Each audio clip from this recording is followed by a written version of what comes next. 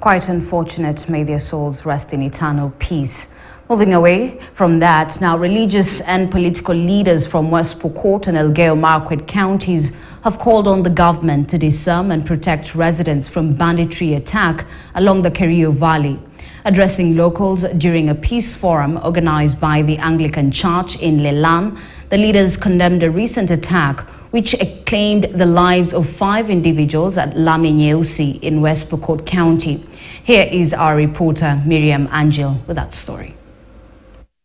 Bandits have been staging attacks along the Kerio Valley and the larger North Rift region, which comprises of Turkana, Samburu, Baringo and Elgeyo Marakwet. So far, over 20 people have been killed, amongst them locals, police officers and health workers. Despite the joint operation between the Kenya Defence Forces and the police beginning February, the security situation in the region is yet to stabilize. We have testified na kusema Atumbokot ndio aoe lazima aende aende kuiba ng'ombe. Marakwet ndio aoe lazima aende kuiba.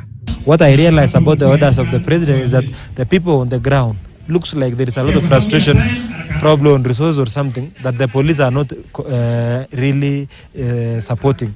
Like yesterday in Aror, there was some injuries and the bandits stayed from 10 a.m. The response came at 3 p.m.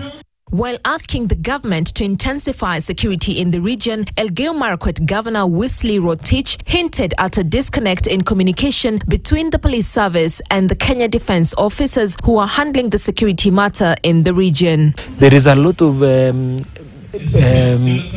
dishonest in this fight against banditry, but as a county, we are really trying. I will start doing the security roads in partnership with the national government. I'm also helping to relocate the police stations and the KDF comes to the Kerio River. Probably when they stay at the border, they will reduce the number of attacks. Elgeyo Marakwet Deputy Governor Professor Grace Cheserek had earlier termed the continued killings as territorial expansion attempts by members of the neighboring community who are disguised as bandits. The political leaders from the region have since called on the government to deal with the financiers of cattle rustling. There is misunderstanding between the command and those on the ground who are the implementers of the orders. So what I want to see the government do further is to ensure that the issue of banditry is dealt with once and for all. We cannot allow a few people, countable number of people who don't even have clothes, to defeat a whole government. Mimi ningependa kusema another lasting solution ni kulegislate na kuclassify banditry as other criminals. Since the bandit attacks in the Kerio Valley region, more than 10 schools have been shut in Samburu, Baringo, Elgeyo Marakwet, Turkana and other affected regions. Elgeyo Marakwet woman representative Caroline Ngeleche said the government may not succeed in fighting banditry if it will not involve local leaders from the affected areas. When we resume Parliament on the 11th, any more attack or any one more death due to cattle rustling, I promise that I'm going to ensure that we change the security personnel.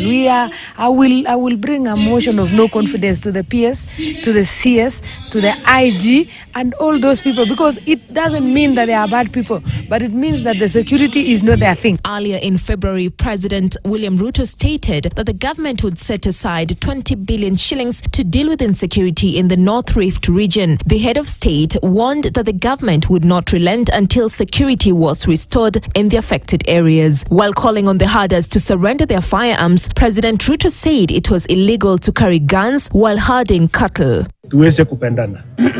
Hakuna tofauti ya Mpokot na Marakwet. Mimi nikisimama hapa na Askofu Kipsoi. It is until we speak is when you can tell the difference of Pokot and Marakwet. Despite a curfew being imposed by the Interior Cabinet Secretary Kithure Kindiki, the president's call to surrender firearms and the deployment of the Kenya Defence Forces to support the Kenya Police Service in the North Rift region, the bandits have remained defiant. Miriam Angel, KTN News. A section of Kenya Kwanza leaders from President William Ruto's Rift Valley backyard have told of opposition leader Raila Odinga of some of his demands ahead of the bipartisan talks between the opposition and the government, terming them fallacious, misleading and dishonest. Now, National Assembly Deputy Speaker Gladys Bose and KSS Member of Parliament Julius Ruto have singled out the opening of IEBC servers containing last year's presidential results and the expansion of the bipartisan talks to take the form of the 2008 Kofi Annan mediated National Accord. At the same time,